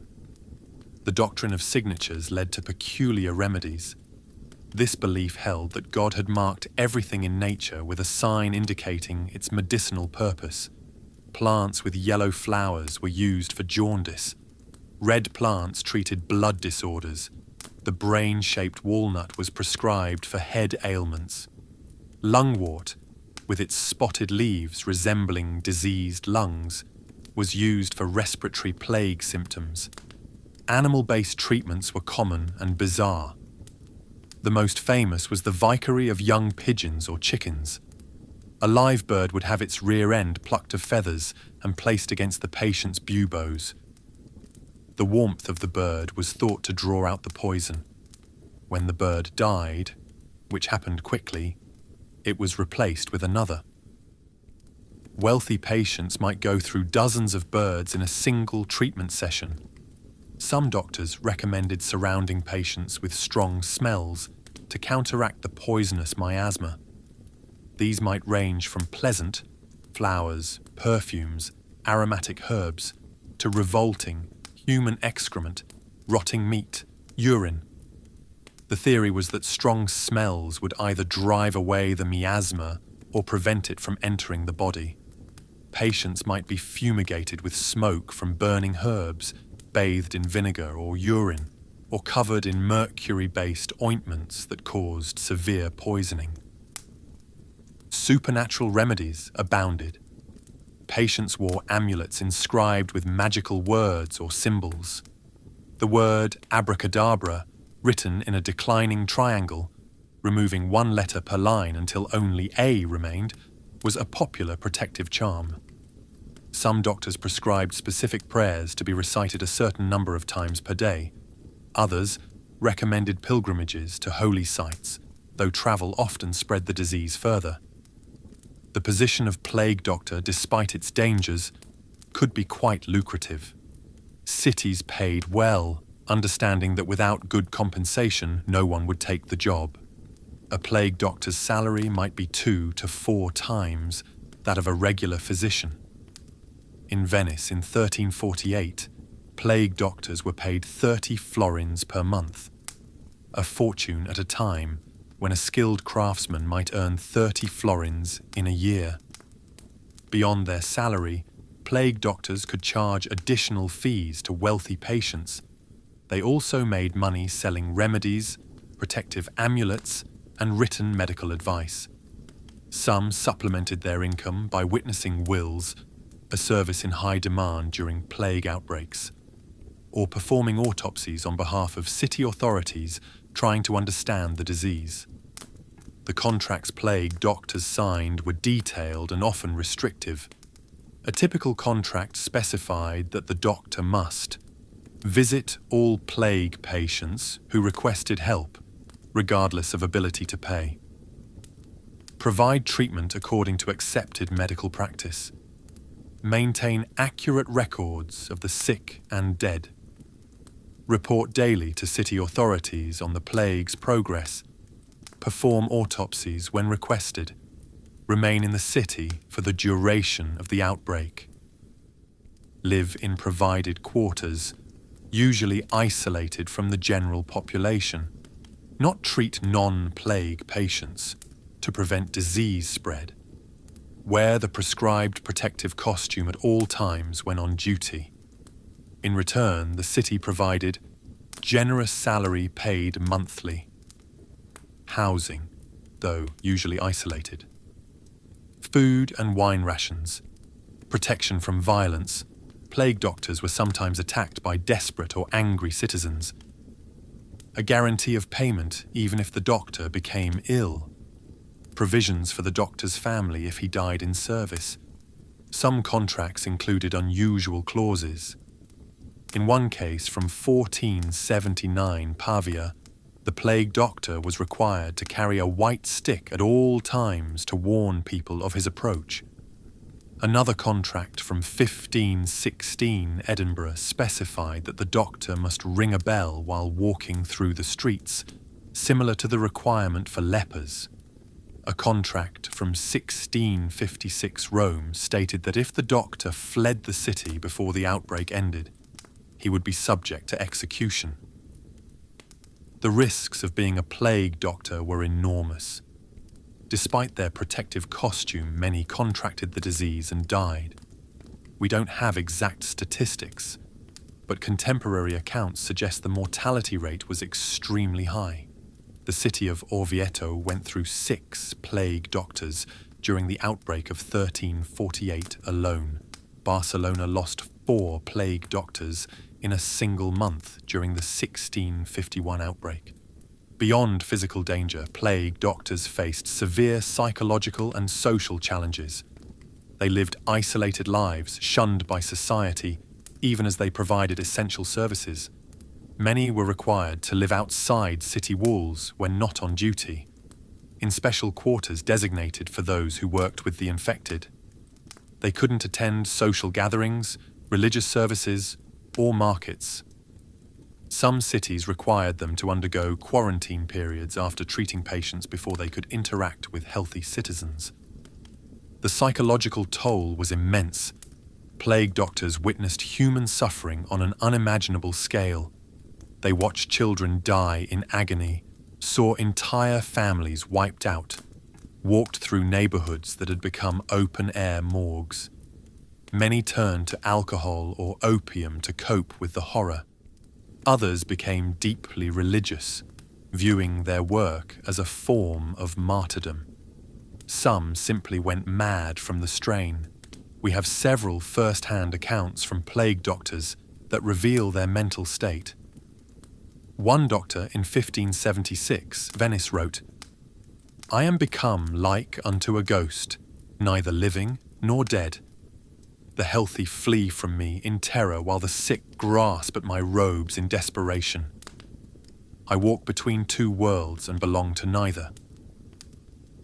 Another, writing during the 1665 London plague, described his experience. "Each morning I don armour against death himself, yet death laughs at my leather and herbs. I am a player in a theatrical of horror, where the script never changes and the ending is always the same. Would that God might release me from this role, yet duty binds me tighter than my leather straps." The social status of plague doctors was complex and contradictory. On one hand, they were essential workers, brave souls willing to face death to help others. Cities honoured them with good pay and official positions. They had the authority to order quarantines, direct the disposal of bodies, and enforce public health measures. Their word could condemn a house to isolation or declare a neighbourhood infected. On the other hand, they were pariahs, feared and avoided by the very people they served. Children ran from them in terror. Adults crossed themselves and muttered prayers when they passed. Shopkeepers often refused to serve them. Innkeepers wouldn't give them lodging. They were simultaneously heroes and harbingers of doom, necessary evils in cities gripped by catastrophe. This ambiguous status extended to how plague doctors were viewed by other medical professionals. University-trained physicians often looked down on plague doctors, especially those without formal medical training. The plague doctor was seen as a necessary but inferior branch of medicine, dealing with a disease that proper physicians preferred to avoid. This professional snobbery persisted even as plague doctors gained practical experience that university physicians lacked. Some plague doctors wrote treatises on their experiences, contributing to medical knowledge despite their often limited formal training. These texts provide valuable insights into both medical practice and social conditions during plague outbreaks.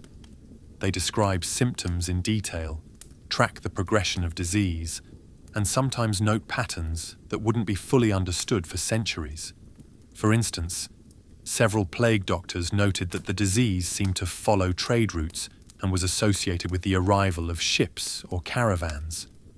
Others observed that outbreaks were often preceded by unusual mortality among rats, though they didn't understand the connection.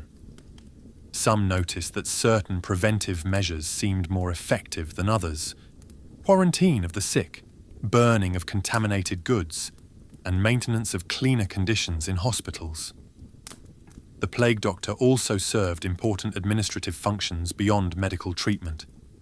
They maintained detailed records of the sick and dead, providing data that historians still use today to understand plague outbreaks.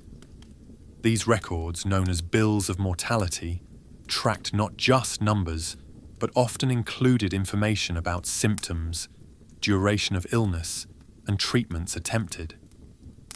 Plague doctors also served as witnesses to wills, a service in extremely high demand during outbreaks, when priests refused to enter infected houses to provide last rites or hear confessions. Plague doctors sometimes filled this spiritual role as well. They became, by necessity, counselors, confessors, and comforters to the dying. The authority of plague doctors extended to public health enforcement. They could order houses to be marked with the painted cross and the words, "Lord, have mercy upon us." They had the power to enforce quarantine, essentially imprisoning healthy family members with the sick. This authority made them both feared and resented, as their diagnosis could mean a death sentence, not just for the patient, but for everyone in the household. As medical knowledge slowly advanced, the role of the plague doctor evolved. By the 18th century, some doctors were beginning to question the miasma theory. They noticed that plague seemed to spread in patterns that suggested contagion rather than corrupted air. Some observed the association with rats and fleas, though they couldn't explain the connection. The last major plague outbreak in Western Europe was the Great Plague of Marseille in 1720 to 1722. By this time, improved sanitation, better quarantine procedures, and early public health measures were making large-scale outbreaks less likely. The plague doctor, that grim figure born of necessity and ignorance, was becoming obsolete. But the image persisted, transformed from reality into legend. The plague doctor became a figure of folklore, appearing in carnival celebrations, morality plays, and eventually in the Venetian carnival, where the distinctive mask became a popular disguise. The transformation from medical practitioner to cultural symbol was complete. In many ways, the plague doctor represents humanity at both its best and worst. The worst, the profound ignorance that led to useless and harmful treatments, the social breakdown that required forced quarantines and marked houses, the desperation that put unqualified people in positions of life and death authority. But also the best, the courage to face an incomprehensible disaster, the willingness to help others despite personal risk, the determination to maintain some semblance of medical care even when all seemed hopeless. Modern medicine has given us tools the plague doctors could never have imagined. We understand that plague is caused by the bacterium Yersinia pestis, transmitted primarily by fleas that live on rats. We have antibiotics that can cure the disease if administered early. We have public health systems that can track and contain outbreaks.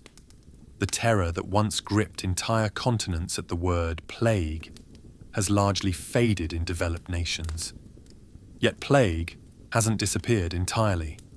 The bacterium still exists in wild rodent populations around the world. Madagascar, the Democratic Republic of Congo, and Peru report cases annually. Even the United States sees a handful of plague cases each year, mostly in the rural southwest where the disease is endemic in prairie dog populations. But these modern cases are treatable, containable, no longer the civilization-ending threat they once were. When we consider modern parallels to plague doctors, several come to mind. During the 1918 influenza pandemic, healthcare workers faced similar challenges, and poorly understood disease, inadequate protection, and massive mortality. During the early days of the AIDS epidemic, when transmission methods were unclear, healthcare workers faced similar stigma and fear. Most recently, during the COVID-19 pandemic, we saw medical professionals in protective equipment that, while more scientifically sound, served the same basic purpose as the plague doctor's leather costume. These modern medical heroes face some of the same challenges as their historical counterparts: exhaustion, isolation from family, psychological trauma from witnessing mass death, and physical danger from the disease itself. But they have advantages the plague doctors could never dream of: actual understanding of disease transmission, effective treatments, protective equipment that truly works, and support systems to help them cope with the psychological toll. The story of the plague doctor ultimately reminds us how far we've come and how grateful we should be for modern medicine. those brave souls who dressed like giant birds and walked into houses of death with nothing but herbs, and hope paved the way for our current understanding of infectious disease. Their careful records, maintained despite personal risk, provided data that later scientists would use to unravel the mysteries of plague transmission. Their willingness to experiment, however misguided their theories, represented an early form of clinical trial. When one treatment failed, they tried another. When one protective measure seemed to work better, they adopted it. Slowly, painfully, through trial and error and countless deaths, medical knowledge advanced. Today, the plague doctor has found new life in popular culture. The distinctive beaked mask appears in video games, movies, books, and art, usually as a symbol of death, disease, or medieval medicine. Steampunk enthusiasts have adopted and reimagined the costume. During the COVID-19 pandemic, plague doctor imagery experienced a resurgence, with people finding dark humor in the historical parallels. But perhaps the most important legacy of the plague doctor is what they represent about human nature. Faced with catastrophe, some people step forward rather than back. Without full understanding of the danger, without effective tools, without real hope of success, they still try to help. The plague doctor, in all his terrifying regalia, was ultimately just a human being trying to heal other human beings in a time of unprecedented crisis.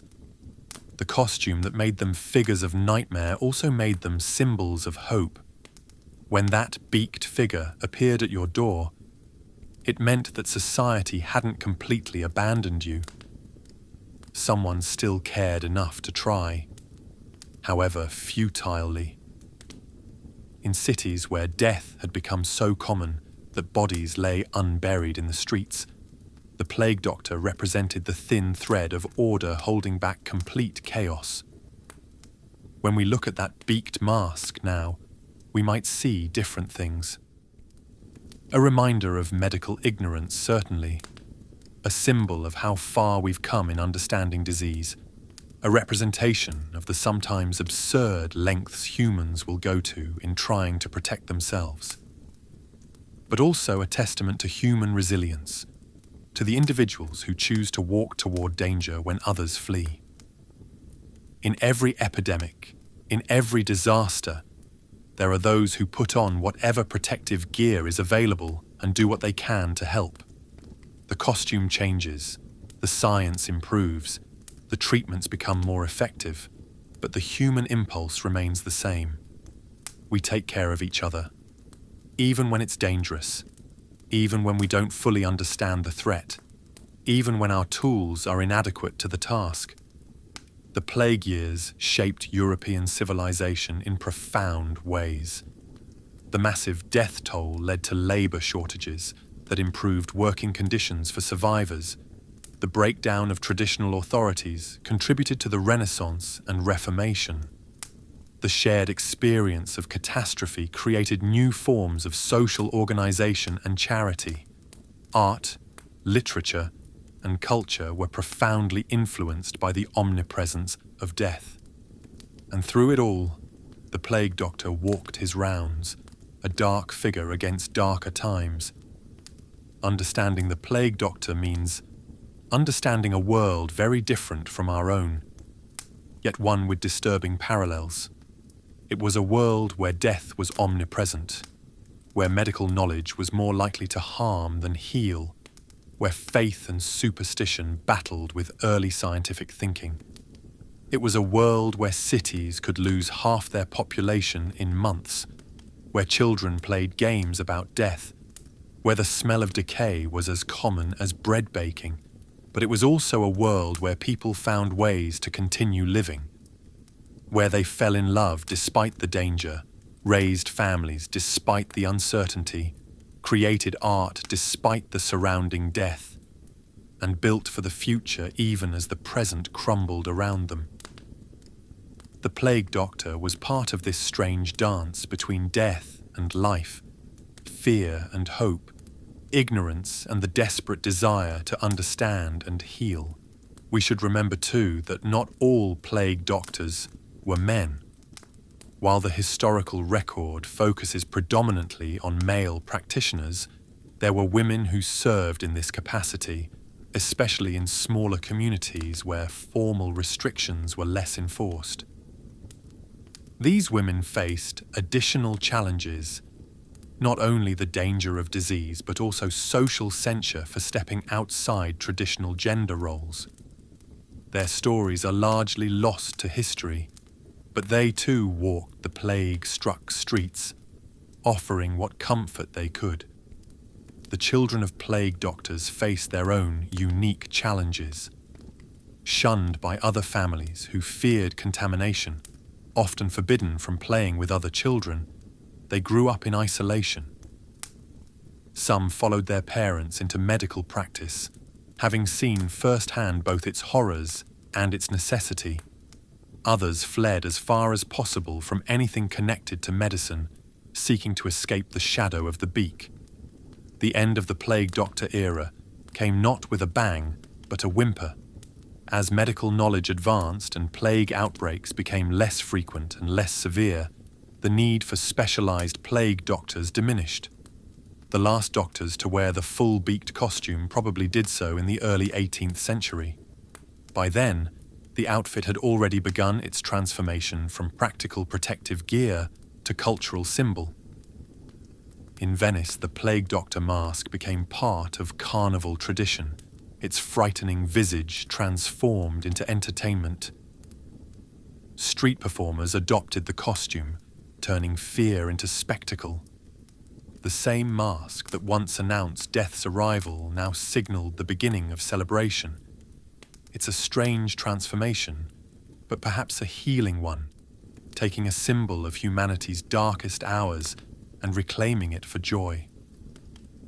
Modern plague memorials across Europe often feature the image of the plague doctor. In Rothenburg, Germany, a museum display allows visitors to try on a replica costume, experiencing for themselves the weight and restriction of the leather, the limited vision through glass eyes, the muffled breathing through the herb-filled beak. These exhibits help us understand not just the facts of history, but the physical reality of being a plague doctor. Let's consider what lessons the plague doctor offers for our modern world. First, the importance of evidence-based medicine. The plague doctor's treatments failed not from lack of effort, but from fundamental misunderstanding of disease. Their story reminds us to question our assumptions, to base medical practice on rigorous science rather than traditions or intuition. Second, the value of protective equipment, even imperfect protection. The plague doctor's costume, designed for all the wrong reasons, accidentally provided some real protection against flea-borne transmission. Today's medical professionals wear PPE based on scientific understanding, but the principle remains: barriers between healthcare workers and disease save lives. Third, the importance of mental health support for medical professionals. Plague doctors often face their trauma alone, self-medicating with alcohol or opium, sometimes going mad from the strain. Modern healthcare systems are beginning to recognize that caring for the caregivers is essential, providing counseling, support groups, and resources for those who witness death and suffering daily. Fourth, the danger of social stigma during health crises. The isolation and fear plague doctors faced made their already difficult job nearly impossible. When we ostracize those who care for the sick, we discourage others from stepping forward to help. Creating supportive communities for healthcare workers isn't just kind, it's essential for effective pandemic response. Finally, the plague doctor reminds us of the ordinary courage of those who choose to help in times of crisis. They weren't supernatural beings, immune to fear or disease. They were regular people, failed physicians, ambitious barber surgeons, desperate men needing work, who put on a ridiculous costume and walked into hell because someone had to do it. In our comfortable modern beds, safe from the diseases that terrorized our ancestors, we can honor their memory. Every time we take an antibiotic, receive a vaccine, or benefit from evidence-based medicine, we're reaping the rewards of knowledge gained through centuries of trial and error, much of it paid for with the lives of plague doctors and their patients. The bells have stopped tolling now. The death carts no longer rumble through the night. The plague doctor has hung up his mask for the last time, but the echo of his footsteps remains, a reminder of where we've been and how far we've come. In the quiet of this night, you can almost hear it. The tap of a wooden cane on cobblestones, the whisper of leather against leather, the muffled breathing through a beak full of roses and vinegar. But it's just an echo now, a ghost of history. The real plague doctors are long gone, their bones turned to dust, their names mostly forgotten. What remains is their legacy. The knowledge that in humanity's darkest hours, there will always be those who step forward, who put on whatever protection they can find, who offer whatever help they can give. The image of the plague doctor fades into the soft darkness of historical memory. His work is done. The plague he fought has been conquered by antibiotics and public health measures. The costume that once struck terror now sits quietly in museums. The herbs in his beak have crumbled to dust, their imagined protection no longer needed. We live in a modern world where plague is a treatable disease rather than a death sentence. But we should remember those who walked before us in leather and fear, carrying hope in herb-filled beaks and healing in gloved hands. They were imperfect heroes in an imperfect time, doing their best with tools we now know were useless, fighting an enemy they couldn't see or understand. Their story is over, but the human story continues. In every generation, in every crisis, new helpers arise. They wear different costumes now, surgical scrubs instead of leather robes, N95 masks instead of herb-filled beaks. But the spirit is the same, the willingness to face danger for the sake of others, the determination to offer help even when the tools are inadequate and the enemy unclear. The plague doctor's vigil has ended, but the watch continues. Someone, somewhere, is putting on protective equipment right now, preparing to face disease and death so that others might live. The costume has changed, the science has advanced, but the courage remains the same. We are left with a final image, a figure in black leather and a beaked mask, standing at the crossroads between medieval ignorance and modern understanding. He removes his mask slowly, revealing an ordinary face, tired, scarred, but human. He nods once, a gesture of farewell and blessing, then turns and walks into the mists of history. His job is done. Ours is to remember, to be grateful, and to honor the peace he and countless others paid for with their courage, their ignorance, and their lives. And so we come to the end of our tale, this gentle journey through one of history's darkest chapters. The plague doctor, that strange and terrible figure, has walked with us through these quiet hours, sharing his story of courage and ignorance, dedication and despair. Tomorrow's dawn will bring new challenges, new fears, new reasons to be brave. But tonight, in this quiet moment, we can be grateful. Grateful for antibiotics and vaccines, for modern medicine and ancient courage, for all the plague doctors who walked into darkness so that we might live in light. Thank you so much for watching. It really means the most. Click the video on screen if you'd like to see more, and if you enjoyed the video, please consider liking and subscribing. See you all in the next one.